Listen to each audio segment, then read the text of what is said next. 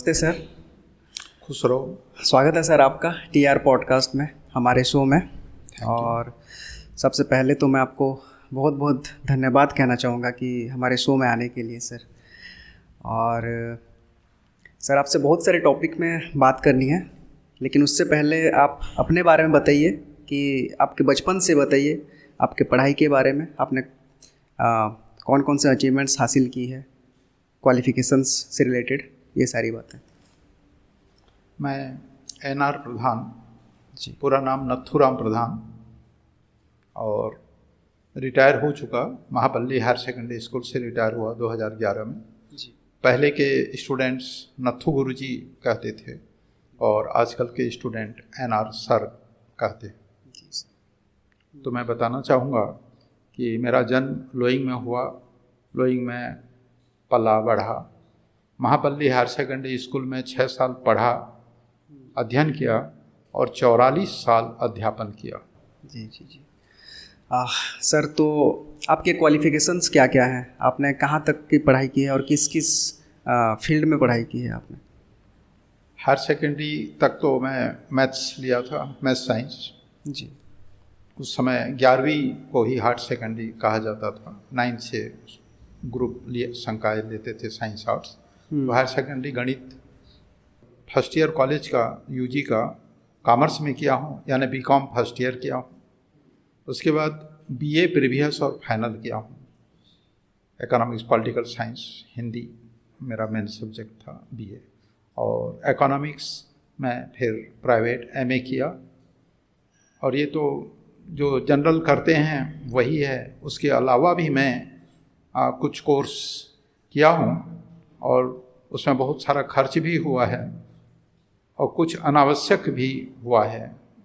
एक जिज्ञासा के बतौर कि ये है क्या, ये जानने के लिए भी मैं कुछ प्रशिक्षण वगैरह किया हूँ। जैसे रायगढ़ में योग विद्यालय था, वो मुंगेर से संचालित होता था, स्वामी साधनानंद थे। अभी नहीं है योग विद्यालय रायगढ़ में। 1969 में मैं योगासन और ध्यान का प्रशिक्षण लिया। और उसके बाद 1982 में मैं ND आरोग्य मंदिर गोरखपुर, प्राकृतिक चिकित्सालय गोरखपुर से ND किया, प्राकृतिक चिकित्सा का डॉक्टर जिसे कहते हैं, नेचुरोथेरेपी डॉक्टर। और आयुर्वेद रत्न किया, 1983 तक किया, करस्पॉन्डेंस से किया। ये भोपाल में मेरा रजिस्ट्रेशन है, छत्तीसगढ़ में रजिस्ट्रेशन कराया नहीं, क्योंकि मेरा उद्देश्य जो किया था आयुर्वेद रत्न, उसका उद्देश्य मुझे कोई मेडिकल प्रैक्टिस करना नहीं था, केवल जानकारी के लिए मैं आयुर्वेद रत्न किया। गोरखपुर से ND भी किया तो केवल जानने के लिए किया। और उसके बाद भी मैं रायपुर में एक्यूपंक्चर और एक्यूप्रेशर का एक ट्रेनिंग लिया 1 महीने का। दिल्ली में मैग्नेटोथेरेपी का 1 महीना कोर्स किया, दिल्ली में, नई दिल्ली में। तो ये केवल जानकारी के लिए। और एलोपैथी की भी बहुत सारी किताबें मैं पढ़ा हूँ। ये नहीं कह रहा हूँ कि एलोपैथी का जानकार हूँ, लेकिन अध्ययन किया हूँ। तो इस तरह मैं नेचुरोथेरेपी, प्राकृतिक चिकित्सा जिसे कहते हैं, आयुर्वेद, एलोपैथी और चुंबक चिकित्सा, एक्यूप्रेशर चिकित्सा, एक्यूपंक्चर चिकित्सा का अध्ययन किया हूँ। सर आप वैज्ञानिक जागरूकता की बातें करते हैं, तो सर ये वैज्ञानिक जागरूकता है क्या और किस विषय में है, इसको ज़रा समझाइए। अवश्य। दरअसल खास करके मैं अपने देश की बात करूं जी, वैज्ञानिक जागरूकता की दृष्टि से हम बहुत ही पीछे हैं, बहुत पीछे हैं। लेकिन कुछ % बहुत आगे भी हैं, ऐसा नहीं है।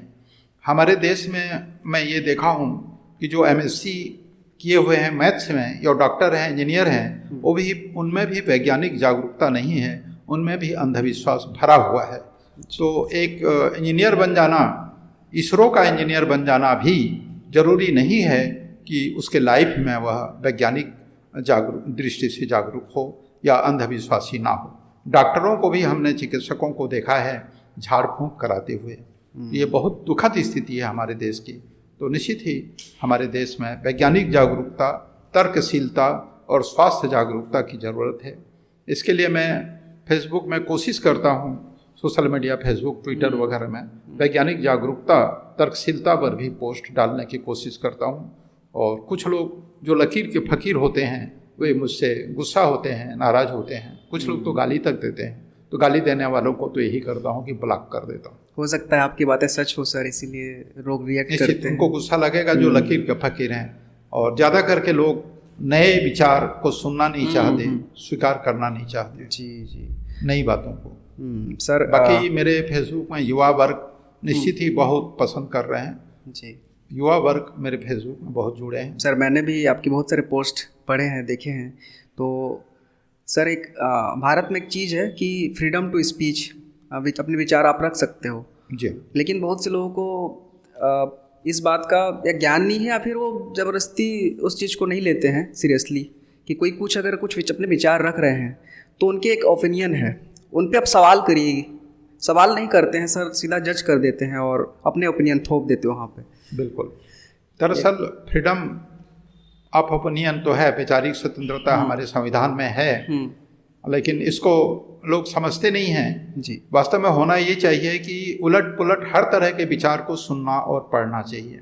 सुनना भी चाहिए, पढ़ना भी चाहिए, उस पर सोच विचार भी करना चाहिए। लेकिन ये देखा जाता है कि अधिकतर लोग जो जिस तरह का उनकी धारणा है, जिस तरह की, वैसे ही विचार को सुनते पढ़ते हैं। जी जी। उससे उलट उसके विरोध में कुछ नई आया, चीज़, कोई विचार, नए विचार, तो उसे सुनना भी नहीं चाहते, सीधा गाली गलौज में उतर जाते हैं। तो ये तो तर्कशीलता या वैज्ञानिक जागरूकता की कमी के कारण है। तो इसको सर एक तर्कशीलता और ये वैज्ञानिक जागरूकता कैसे एक सोसाइटी में हम डेवलप कर सकते हैं? इसका मूल तो मैं समझता हूँ शिक्षा का दोष, शिक्षा में ही हमारा दोष है, प्रणाली में। मतलब वैसे बहुत अच्छी कोशिश हो रही है। हम कहें कि आज़ादी के पहले हमारे देश में शिक्षा की जो स्थिति थी, वहाँ तो केवल ब्राह्मण या क्षत्रिय ही स्कूल जाते थे, उनके लिए ही था। और रामायण या महाभारत काल में भी राजा घरानों के बच्चे पढ़ते थे या ब्राह्मण पढ़ते थे, बाकी को तो अधिकार ही नहीं था। शंभुक का अंगूठा काट दिया गया जी, बहुत सारी बातें हैं। लेकिन आज़ादी के बाद निश्चित ही मैकाले को बहुत लोग गाली देते हैं। गाली से मेरा मतलब मैकाले की शिक्षा पद्धति की निंदा करते हैं। लेकिन अगर मैकाले की शिक्षा पद्धति यहाँ नहीं चलती तो आज मैकाले के ठीक पहले जो स्थिति थी वही स्थिति होती, यानी गुरुकुल प्रणाली चल रही होती और वही ब्राह्मण और क्षत्रिय और लोग पढ़ते, बाकी लोगों को पढ़ने का अधिकार ही नहीं था। तो मैकाले को गाली देने वाले लोग मेरे समझ में वे निश्चित ही एक संकीर्ण विचार के लोग हैं जो उनकी बुराई करते हैं। मैकाले के कारण ही हम या हमारे पुरखे पढ़े हैं, कुछ जो भी सोच विचार कर रहे हैं मैकाले के कारण ही है। वोट दे रहे हैं कुछ समझदार, तो समझदारी भी मैकाले के कारण ही है। और मैकाले ने ये नहीं कहते हैं कि मैकाले ने बाबू बनाया, जी नहीं। ग्रेजुएट करना या हायर सेकेंडरी करना बाबू बनाने के लिए नहीं है, एक अच्छा नागरिक, आदर्श नागरिक बनाने के लिए भी सारी बातों को जानना भी जरूरी है। अगर बिल्कुल अपढ़ा होगा लेकिन 18 साल हो गया वयस्क, तो मताधिकार का अधिकार है, और अपढ़ा है तो वह भारत की राजनीति या भारत के बारे में या किसी पार्टी के किसी नेता के बारे में क्या समझेगा वो।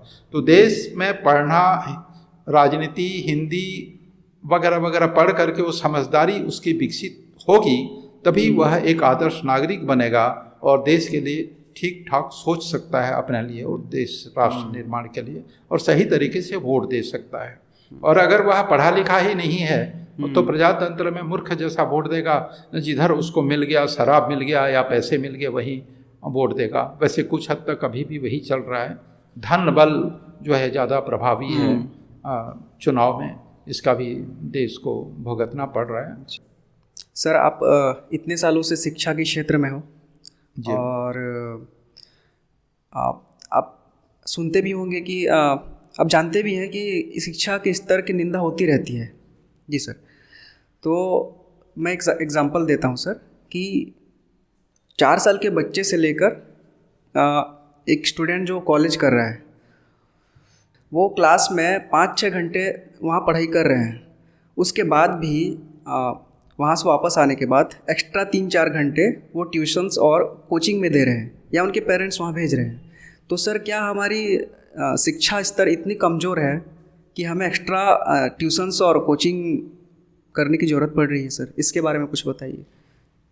बहुत महत्वपूर्ण सवाल है आपका, जी। प्रश्न महत्वपूर्ण है। निश्चित ही अगर स्कूल में 5-6 घंटा तैयार स्टूडेंट पढ़ रहा है तो और ट्यूशन की ज़रूरत नहीं होनी चाहिए, निश्चित नहीं होनी चाहिए। लेकिन कारण यहाँ पर भी वही है कि स्कूल में जो पढ़ा रहे हैं, पढ़ाई का जो टीचर का केंद्र बिंदु होना चाहिए वह स्टूडेंट होना चाहिए। लेकिन आजकल मैं देखा, या पहले भी कुछ देखता था कुछ हद तक, कि शिक्षक का केंद्र बिंदु स्टूडेंट नहीं पाठ्यक्रम होता है, या ना पाठ्यक्रम जैसा भी हो पूरा हो।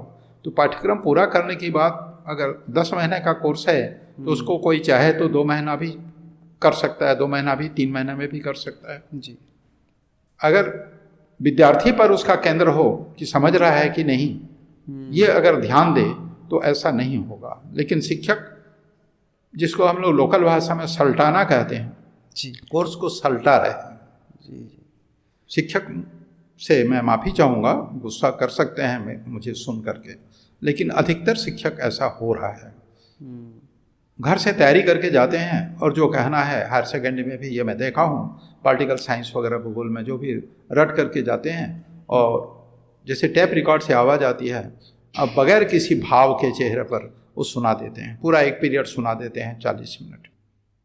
तो ये केंद्र जो है, बीच बीच में क्वेश्चन भी करना चाहिए मेरे समझ में। अगर रट के करके आए हैं और बोले जा रहे हैं 40 मिनट सुना दिए, लेक्चरर लेक्चर देगा 40 मिनट, तो ये फायदे की बात नहीं है। बीच बीच में बच्चे रिस्पांस दे रहे हैं कि नहीं, जो उसका क्रॉस क्वेश्चन भी करना चाहिए या क्वेश्चन करना चाहिए, बीच बीच में सुन रहे हैं, समझ रहे हैं या नहीं। दूसरी बात, बच्चे क्वेश्चन नहीं करते, ये आदत जो है हम बताए नहीं है। तो सर सवाल करने का भी, ये एक स्टूडेंट सवाल नहीं करते कि नहीं करते, या हम सिखाते नहीं जी, सिखाते नहीं है, ये भी बात है ना। जी, जी, उनको कोशिश करें हम कि पूछो समझेंगे कैसे। जी सर, जैसे कोई अगर क्लास में बैक बेंच में बैठा है या फिर बीच में कहीं भी बैठा हुआ है और टीचर कुछ पढ़ा रहे हैं और उसको समझ नहीं आ रहा है, 2-3 बार भी समझ नहीं आ रहा है, तो या तो टीचर को उस स्टूडेंट के लेवल में आके समझाना होगा। बिल्कुल। और मैं आपसे ये पूछना चाहता हूँ कि दोनों के पर्सपेक्टिव से बताइए कि एक टीचर उसको कैसे हैंडल करे और एक स्टूडेंट कैसे समझने की कोशिश करे, ये बताइए। विद्यार्थी को, शिक्षक का तो कर्तव्य होना चाहिए कि विद्यार्थी को समझाए जी, और बीच बीच में क्वेश्चन भी करे कि समझ रहे हैं नहीं समझ रहे हैं जी। अगर नहीं समझ रहे हैं तो मनन करे कि क्यों नहीं समझ रहे हैं, वो खुद सोचे उसका तरीका। भाई शिक्षक एक सृजनकार होता है, सृजन करता होता है, तो अपना तरीका भी सृजन करे कि कैसे करने से समझेगा। और एक बात और, कोर्स को पूरा करना, जैसे मैं पहले भी कह चुका हूँ, कोर्स को पूरा करना उद्देश्य नहीं होना चाहिए, पाठ्यक्रम पूरा करना ये उद्देश्य नहीं होना चाहिए। मैं इकोनॉमिक्स पढ़ाता था या फिजिक्स भी पढ़ाया था, मैथ्स भी पढ़ाया हूँ, इकोनॉमिक्स ज़्यादा पढ़ाया हूँ, तो मेरा कोर्स कभी पूरा नहीं होता था, ईमानदारी से बता रहा हूँ। और इसके लिए मैं कोशिश करता था छुट्टियों में, 25 दिन की छुट्टी, 7 दिन की छुट्टी में प्रिंसिपल से परमिशन लेके, प्रिंसिपल ने कभी मुझे नहीं कहा, मैं परमिशन लेता था और एक्स्ट्रा क्लास लेता था, मेरी मर्जी से परमिशन लेता था, क्योंकि मेरा कोर्स पूरा नहीं होता था। कोर्स पूरा नहीं होने के कारण भी मैं खुद समझ रहा हूँ, क्योंकि मैं डिटेल समझाने की कोशिश करता था। और डिटेल अगर समझाने की कोशिश करेंगे तो आजकल जितना वास्ट कोर्स है, हार्ड तो है ही, हार्ड एंड वास्ट दोनों है, तो बहुत मोटी मोटी किताबें हैं, कोर्स पूरा नहीं होगा, ये निश्चित है। अगर हम अच्छे से समझाएं तो निश्चित है, कोर्स बड़ी है, मोटी मोटी किताबें हैं, कोर्स पूरा नहीं होगा। कॉलेज में भी कोर्स पूरा नहीं होता, भले ही पाठ्यक्रम में लिख दिया जाता है कि कोर्स पूरा हो गया। हायर सेकेंडरी में हर जगह यही बात है, किताबें मोटी हैं। तो स्टूडेंट को ये स्वाध्याय करने की आदत हम नहीं बना पा रहे हैं। सर, स्टूडेंट के बीच पढ़ाई को लेकर तो कंपटीशन रहता ही है, उससे कहीं ज़्यादा कंपटीशन पेरेंट्स के बीच में होता है, तो जिससे बच्चे के ऊपर, स्टूडेंट के ऊपर ज़्यादा प्रेशर क्रिएट होता है। तो इस चीज़ से डील कैसे करें सर? पेरेंट्स के पर्सपेक्टिव से ही बताइए और स्टूडेंट के पर्सपेक्टिव से बताइए। इससे सही है आपका कहना या आपका प्रश्न कि स्टूडेंट्स में तो प्रतियोगिता की भावना होती है, लेकिन ये प्रॉब्लम है कि पेरेंट्स भी प्रतियोगिता की भावना उनमें भी होती है कि उसका लड़का वो कर लिया, मेरा लड़का क्यों नहीं करेगा, इस टाइप की जो बात है। तो सही में गलती वही होती है कि स्टूडेंट को कौन सा सब्जेक्ट लेना चाहिए या कौन सा जॉब में उसको भेजना चाहिए, ये गार्जियन के समझदारी के बाहर की बात है। इसके लिए सही में एक वो होना चाहिए कि कोई समिति या कुछ जो गाइड कर सकें कि स्टूडेंट किस लायक है। जैसे एक गार्जियन चाहता है कि मेरा लड़का डॉक्टर बनेगा, मन में सोच लिया है MBBS डॉक्टर बनेगा, फिर कोटा भेजता है, 4 साल कोटा में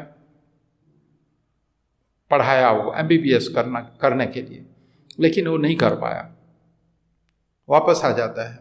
अभी पेपर में पढ़ा कि कोटा में कई बार ये पेपर में देखा जाता है कि सुसाइड कर रहे हैं। तो इसका कारण वही है, स्ट्रेस है कि मुझे डॉक्टर बनना है, इंजीनियर बनना है, कलेक्टर बनना है।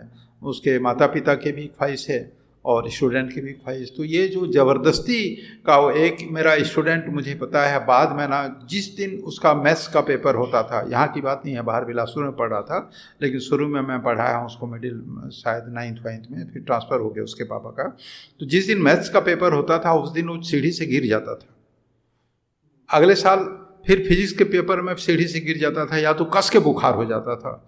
तो ये वास्तव में वो मैथ्स के लायक नहीं है, लेकिन वो भी चाहता है कि मैथ्स लूँ और उसके मम्मी पापा भी चाहते हैं मेरा लड़का मैथ्स लेगा। तो ये स्ट्रेस की वजह से, जैसे लड़कियों को आप सुने होंगे हिस्टीरिया हो जाती है, वो दूसरा वजह है। ये भी एक तरह से उस टाइप का है, फोबिया है, उससे वो डर रहा है, उसका अचेतन मन जो है मैथ्स से डर रहा है, घबरा रहा है, वो उसके लायक है नहीं।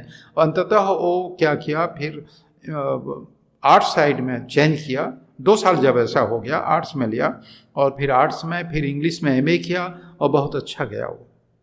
एक मेरी स्टूडेंट मैथ्स ली थी, तो 11वीं में उसको 11वीं पास हो गई, 3rd डिवीजन में उसको सुझाव दिया तुम IPS IAS कर सकती हो अगर मेरी बात मानो। तो कैसे सर, तुम गणित में जाओगी 12वीं में फेल होगी पक्का है। मैं बोला या तो सप्ली आएगा, सीधा बोला। भाई किसी को बुरा लगे तो भी, मैं बिना सुझाव मांगे मैं सुझाव दिया था। तो कैसे करूँगी, नहीं आर्ट्स ले लो और तुम IAS IPS की तैयारी करो। वो अभी SP है, आर्ट्स ले ली, 11वीं के बाद पास होने के बाद SP ले ली, आर्ट्स ले ली। तो ये है कि टीचर कोई समझ सकते हैं कि ये किस लायक है, स्टूडेंट है, तो उसका एक वो होना चाहिए कि कौन, हर टीचर तो नहीं समझ सकता ना कौन स्टूडेंट कैसा है।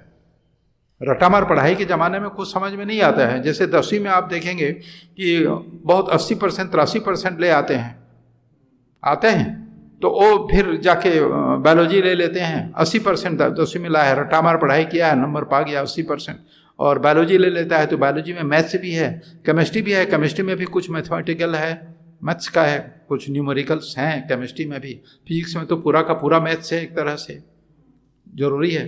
तो वो जाके 3rd डिवीजन या सप्ली आता है। तो होता यही है कि गार्जियन भी नहीं समझ पाते कि क्या सब्जेक्ट रहना चाहिए। स्टूडेंट तो खैर स्टूडेंट है। तो ये एक होना चाहिए, एक समिति होनी चाहिए कि वो सोचें, और समिति के पास जाना जरूरी नहीं है, लेकिन गार्जियन खुद तय न करे कि मेरा लड़का डॉक्टर बनेगा, इंजीनियर बनेगा। ये स्ट्रेस नहीं होना चाहिए। और बच्चे सुसाइड कर रहे हैं कहने से तो और ख़राब लगता है, खास करके कोटा में जा कर के जब डर लगता है उनको नहीं सफल होंगे तो सुसाइड कर रहे हैं। सर एजुकेशन सिस्टम के ऊपर थोड़ा सा अभी और हाईलाइट करते हैं इस बात को कि अभी जो हमारी करंट सिलेबस है जो पढ़ाया जा रहा है वो आने वाले टाइम के लिए रिलेवेंस नहीं रहने वाला, करियर के लिए कुछ काम नहीं आने वाला है। तो और ये एजुकेशन सिस्टम में बदलाव के लिए शायद टाइम लग जाए, 5 से 10 साल 15 साल, कुछ कहा नहीं जा सकता। अगर इसमें कुछ बदलाव हो, मुझे आपके विचार जानने हैं कि अगर इसमें कुछ बदलाव हो तो क्या होना चाहिए, कौन कौन से बदलाव होने चाहिए और क्यों होने चाहिए। एजुकेशन सिस्टम में बदलाव होना चाहिए, ये आपका प्रश्न है। तो मैं ये जानना चाहूँगा कि आप एजुकेशन सिस्टम में बदलाव क्यों ज़रूरत महसूस कर रहे हैं, फिलहाल जो चल रहा है सर, आपके विचार से। जितने भी बेरोजगार अभी आ रहे हैं उसका कारण ये है स्किल की कमी होती है सर। तो उसमें थ्योरेटिकल ज़्यादा होता है। तो मैं ये चाहता हूँ कि उसको प्रैक्टिकली सिखाया जाए कि अगर कोई स्टूडेंट डिग्री लेके अगर कोई निकला है वो इतना स्मार्ट रहे कि उसको जॉब के लिए धक्के खाना ना पड़े। वो किसी भी फील्ड में अगर, जैसे सर बहुत सारे बदलाव की बात करते हैं तो हमें स्कूल में कम्युनिकेशन स्किल सिखाया नहीं जाता है, सेल्स के बारे में सिखाया नहीं जाता है। तो मैं चाहता हूँ कि ये सारी चीज़ें सिखाई जाए कम से कम। और मैं जानता हूँ कि एजुकेशन सिस्टम को बदलाना आसान नहीं है, क्योंकि बहुत पहले से ये चलते आ रही है। तो मैं बस ये चाहता हूँ कि सिलेबस में सर ऐसे ऐसी चीज़ें ऐड हो कि अगर कोई डिग्री लेके बाहर निकले तो खुद से इंटेलिजेंट हो, सेल्फ डिपेंडेंट हो सके। अभी फ़िलहाल जो चल रहा है, एक तो डिग्री का कोर्स चल रहा है। डिग्री का कोर्स कुछ हद तक व्यवसाय के लिए भी है और कुछ हद तक नहीं भी है। मेरे समझ में डिग्री लेना एक आदर्श नागरिक या जागरूक नागरिक बनने के लिए भी डिग्री की ज़रूरत है। उसका महत्व तो है डिग्री का, और उसी डिग्री के बदौलत वो कोई जॉब भी कर सकता है, नहीं कर सकता ऐसा नहीं, बहुत सारे स्कोप हैं। उसके बाद ये तो जनरल डिग्री की बात हुई। अब सवाल रहा व्यावसायिक वाली, जॉब वाली डिग्री या डिप्लोमा जो भी है। तो इसमें आजकल तो बहुत सारे हैं, जैसे जनरल तो पुराने वाले मेडिकल इंजीनियरिंग वगैरह तो है ही, एग्रीकल्चर वगैरह वगैरह, कॉलेज वगैरह। तो अभी संचार क्रांति के ज़माने में कंप्यूटर साइंस तो बहुत ही ज़्यादा इसकी ज़रूरत पड़ेगी और पड़ रही है, और इसको ज़्यादा डेवलप करने की ज़रूरत है। मेरे विचार से कंप्यूटर साइंस को हर स्कूल कॉलेज में इसको कंपलसरी कर दिया जाना चाहिए। मेरे विचार से कंप्यूटर साइंस को हर स्कूल कॉलेज में कंपलसरी करके इसको बढ़ावा देने की कोशिश करनी चाहिए। भविष्य के लिए एक बुनियाद से ही वो शुरू हो जाना चाहिए, मिडिल से या कम से कम हायर सेकेंडरी से। तो दुखद ये होता है कि जो सरकार होती है या नेता होते हैं, एक बार मुझे याद है कई छत्तीसगढ़ के बहुत सारे हायर सेकेंडरी स्कूलों में 12-12 कंप्यूटर दिए गए। 12-12 कंप्यूटर अभी सड़ रहे हैं, और उसका उपयोग कभी भी किसी स्टूडेंट्स के लिए नहीं हुआ। आश्चर्य है, क्योंकि शिक्षक नियुक्ति नहीं किए। सीधी सी बात ये मैं कहूँगा कि नेताओं को कमीशन मिला होगा, इसलिए उन्होंने ऐसा कर डाला, खरीदी की। गुस्सा करेंगे नेता लोग, लेकिन फिर क्यों ध्यान नहीं दिए, शिक्षक क्यों नहीं नियुक्त किए? ये गुस्सा करें, लेकिन मेरा कहना है, जैसे मैं अपने एरिया की बात करूं, रायगढ़ पूर्वांचल की, पथरापाली, कोतरलिया और लोइंग, ये तीनों स्कूलों में 12-12 कंप्यूटर दिए गए हैं, और उसके टीचर नहीं दिए गए सिखाने के लिए, पढ़ाने के लिए, इसलिए वो कचरा होके पड़े हुए हैं, कचरा पड़ा हुआ है। तो इस तरह की योजना ना बनाई जाए, हर हायर सेकेंडरी में कंप्यूटर टीचर रखे जाएं, कंप्यूटर साइंस पढ़ाया जाए, ताकि बुनियादी मजबूत हो। एक्स्ट्रा क्लास उसके लिए एक पीरियड रखा जाए और कंपलसरी किया जाए, कंपलसरी हो। ये कॉलेजों में भी होनी चाहिए। तो संचार क्रांति अभी फिलहाल तो इसको महत्व देने की बात है। निश्चित ये रोजगार परक होगा, अच्छी बात होगी, और सरकार को चाहिए को ईमानदारी से उसे रखे। मैं जो अभी उदाहरण दिया वो ईमानदारी से नहीं रखा गया था, ईमानदारी से वो रखें, उसके प्रति सरकार सचेत रहे। वहाँ पे जी कंप्यूटर ये सिस्टम तो आ गए, लेकिन टीचर्स वहाँ पे पढ़ाने के लिए नहीं। बिल्कुल, और वो कचरा होकर पड़ा हुआ है। तो ऐसा मैं रायगढ़ पूर्वांचल का 3 स्कूल जान रहा हूँ। छत्तीसगढ़ में तो बहुत सारे स्कूलों में दिए हैं ना, खर्च किए, लेकिन उसका उपयोग किसी स्टूडेंट को एक दिन भी नहीं हुआ, एक दिन भी नहीं हुआ।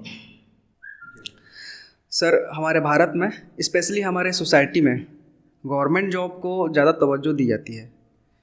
तो सर वो मानसिकता या फिर एक है कि जिसके लिए गवर्नमेंट जॉब को इतनी ज़्यादा वैल्यू दी जाती है बाकी जॉब या बाकी कामों को लेकर, मैं आपसे ये सवाल करना चाहता हूँ कि क्या सर वो मानसिकता बदलेगी लोगों की, कि और भी बहुत सारे ऑप्शंस हैं करने के लिए, अगर करना चाहे तो? इसके बारे में थोड़ा बताइए। ये महत्वपूर्ण प्रश्न है आपका, निश्चित ही। लेकिन मानसिकता तो बदल रही है, धीरे धीरे बदलेगी, एकदम से नहीं बदल जाएगी। दरअसल गवर्नमेंट जॉब को वो लोग सुरक्षित समझते हैं, और खुद कोई जॉब करना उसको सुरक्षित नहीं समझते। यहाँ पर असल में साहस का अभाव है। साहस, जैसे आप खुद एक नया जॉब शुरू किए हैं, ये यूट्यूब चैनल चला करके, तो ये निश्चित आपके साहस को मैं सलाम करता हूँ। ऐसा साहसी होना चाहिए, और नए नए क्षेत्र में युवाओं को आगे जाना चाहिए। तो ये निश्चित ही ये बदलेगा, और बदल रहा है, नहीं बदल रहा है ऐसा नहीं है। बहुत सारी कंपनियां हैं, प्राइवेट जॉब, वहाँ मेरे दोनों लड़के प्राइवेट जॉब में थे, अभी भी एक लड़का है प्राइवेट जॉब में है, अच्छे पोस्ट पर है। तो ऐसा नहीं है कि नहीं बदल रहा है, बदल रहा है, और हम उम्मीद करें कि बदलेगा। स्टूडेंट एक स्टूडेंट की नज़र में हो या फिर एक सोसाइटी के पेरेंट्स, हर चीज़ की मैं एक पर्सपेक्टिव लेके आपसे सवाल है मेरा इसके ऊपर कि सोशल मीडिया का प्रभाव कैसा है? अच्छा, इसकी सोशल मीडिया की अच्छी बात और बुरी बात दोनों बताइए। दोनों। वैसे तो हर चीज़ का या हर विधा का अच्छा बुरा दोनों होता है। बहुत पहले हमारे ज़माने में एक निबंध निश्चित आता था, विज्ञान भूल रहा हूँ मैं, मतलब उसका यही था कि अच्छा है या बुरा, ये रटाया जाता था। मैं कभी रट्टा मार नहीं किया, वो अलग बात है। तो विज्ञान की भी अच्छाई और बुराई है, शिक्षा की भी अच्छाई बुराई है। शिक्षा ज़्यादा पढ़ लेने से घमंडी हो जाते हैं, कहते हैं, तो ये कोई कहने की बात नहीं है।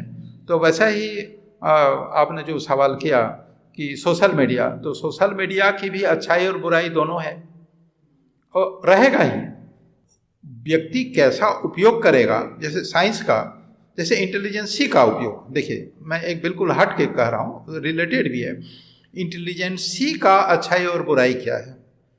इंटेलिजेंट जो व्यक्ति होगा वो एक अच्छा टीचर हो सकता है, इसरो का वैज्ञानिक हो सकता है, या चोर डाकू और बदमाश भी हो सकता है, भ्रष्टाचारी भी हो सकता है। अपनी प्रतिभा का उपयोग अच्छाई या बुराई किसी में भी कर सकता है। एजुकेशन से ही वो इंटेलिजेंट बना है, तो अपने एजुकेशन का भी अच्छाई और बुराई दोनों है, दोनों पक्ष है। मेरा कहने का मतलब, इंटेलिजेंट बना तो एजुकेशन के बल पर बना, तो एजुकेशन के कारण ही जो वो हो रहा है, युद्ध हो रहे हैं, या कोई वो क्या ठग था, एक नटराज ठग था, कभी पकड़ में नहीं आता था, तो क्या करें? तो एजुकेशन का भी है। तो वैसे ही सोशल मीडिया, साइंस, सबका अच्छाई बुराई है, उसका उपयोग करने पर निर्भर है कि हम कैसे उपयोग करें। तो ये समाज को जागरूक होना है कि, या स्टूडेंट्स को, कि हम कैसे उपयोग करें, स्टूडेंट्स पर निर्भर है। मैं तो क्लास में कहता हूँ, जब मौका पड़ता है, कि आपका विद्यार्थी हो या ना विद्यार्थी या ना विद्या का अध्ययन ही है, जब आप जॉब कर लोगे, कोई भी जॉब कर लोगे, तो आप मस्ती भी कीजिए, सोशल मीडिया का लाभ उठाइए, नो प्रॉब्लम, लेकिन अभी सोशल मीडिया पर मस्ती मत कीजिए। ये तो मैं स्टूडेंट्स को भी कहना चाहूँगा, और अभी भी आपके चैनल में कह रहा हूँ कि स्टूडेंट्स का उद्देश्य सिर्फ विद्या अध्ययन होना चाहिए, थोड़ी सी मस्ती कर लें, ज़्यादा नहीं, और सोशल मीडिया की बुराई उससे बचें। और ख़ास करके ये व्हाट्सएप यूनिवर्सिटी में बहुत सारी झूठ परोसे जा रहे हैं, झूठ जिसे कहते हैं, और लोग विश्वास भी कर ले रहे हैं। व्हाट्सएप ग्रुप्स में झूठ बहुत परोसे जा रहे हैं, और बाकी सोशल मीडिया तो ज्ञान का भंडार है। मैं आज भी सोशल मीडिया में रोज़ टाइम देता हूँ। सुबह लोग पूजा पाठ करते हैं, तो मैं सोशल मीडिया, मेरा पूजा पाठ वही है। सोशल मीडिया में कुछ पढ़ता हूँ और कुछ पढ़ाता हूँ। अभी भी 2, 3, 4 घंटा उसमें टाइम देता हूँ, और ज़्यादा करके मैं वैज्ञानिक जागरूकता, स्वास्थ्य जागरूकता और तर्कशीलता को हाईलाइट करता हूँ मेरे पोस्ट में। जी सर, ये इस पॉडकास्ट के आखिरी में आ गए हैं सर, और आपसे बहुत सारे टॉपिक्स पे और भी बातें करनी है, लेकिन उसके लिए हम एक अलग एपिसोड बनाएंगे। और बहुत बहुत धन्यवाद सर हमारे शो में आने के लिए एक बार फिर। और एक आखिरी सवाल सर, शो में आके आपको कैसा लगा? बहुत अच्छा लगा, निश्चित ही। एक तो आज, पहले के ज़माने में अपने विचार को अभिव्यक्त करने का साधन पुस्तकें होती थी, और पुस्तकें हम हज़ार रुपये का खरीदते थे।